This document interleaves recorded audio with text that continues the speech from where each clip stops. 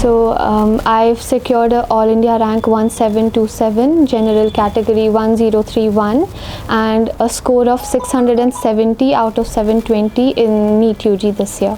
जी expect तो मैंने कर रखे थे इतने मार्क्स, बिकॉज जब मैं पेपर दे रही थी तो जिन क्वेश्चंस में डाउट था आई अज्यूम्ड वो गलत हो गए, तो मैंने 670 एक्सपेक्ट किया था, बट रैंक डेफिनेटली इतनी अच्छी एक्सपेक्ट नहीं की थी। मैंने अराउंड 5000 में एक्सपेक्ट कर रखी थी, 1000 में नहीं की थी, तो अल्हम्दुलिल्लाह। टाइम टेबल तो एग्जैक्टली नहीं था मेरा, बट हाँ कुछ चीज़ें थी जो फिक्स थी, जो हर रोज़ करनी थी, एंड एक टू डू लिस्ट टाइप का भी मैं बनाती थी जो मैं ट्राई करती थी, लाइक दिन ख़त्म होने तक ख़त्म हो जाए वो।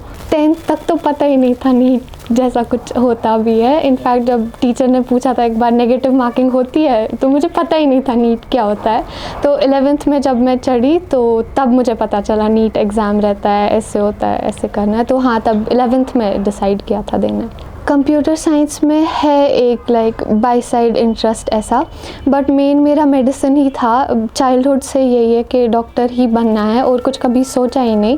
बट हाँ, मुझे मज़ा आता है कंप्यूटर साइंस पढ़ने में, तो मैं सोच रही थी ऐसे जो चीज़ें हम like minor courses side by side कर सकते हैं वो मैं डेफिनेटली करूँगी।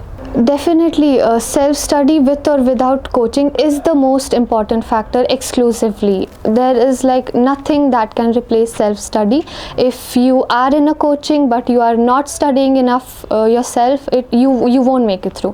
So self-study is the most important thing. But definitely, if you want a stabler, a more comfortable and a confident journey, then go for a coaching center because they know what they're doing and they have helped people make it through.